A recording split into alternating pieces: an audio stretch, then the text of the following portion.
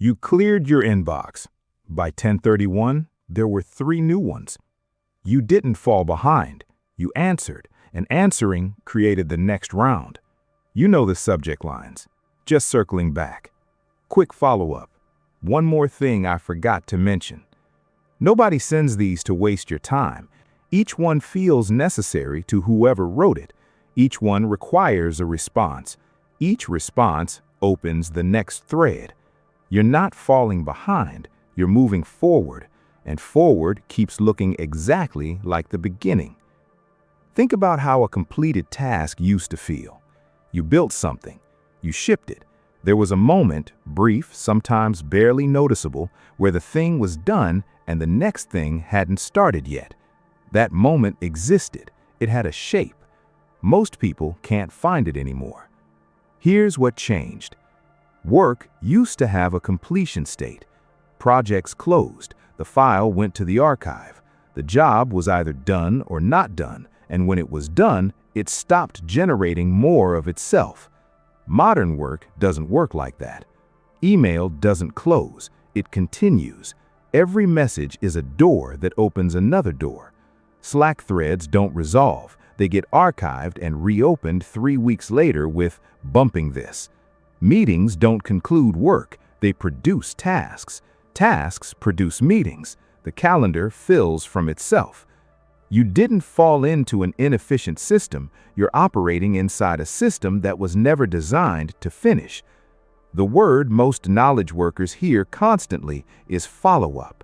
It's the sound of work regenerating. You finished. The other person wasn't ready. Follow-up. You shipped. Someone had questions. Follow-up. You sent the report. They shared it. 3 people replied. Follow-up, follow-up, follow-up. Each completed unit produces the next required unit, not because something went wrong, because that's how the structure works. Every action is a request for a response. The response is also an action. That action is also a request. There's no exit in that structure, only continuation.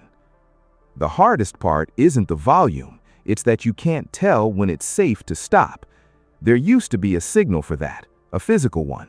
The inbox was empty, the desk was clear. The end of the building meant the end of the day. You knew you were finished because the evidence of unfinished things was gone. That signal doesn't work anymore. The inbox empties and refills in the same hour. The task list clears and regenerates overnight. The pile doesn't disappear, it reorganizes. So you keep going past the point where stopping made sense, not because you're ambitious, not because something is wrong with you, because stopping requires confidence that things are under control, and you can't find the signal that says they are. You accepted a structure where work confirms its own continuation, so gradually that you don't remember finishing something and it's staying finished. Tomorrow morning, the inbox will have something in it. You'll answer it. It will create more. Somewhere in the middle of that, you'll clear the list again for a few minutes before the follow-ups arrive. That's not a bad day. That's the system running normally. It's working exactly as designed. Just not for you.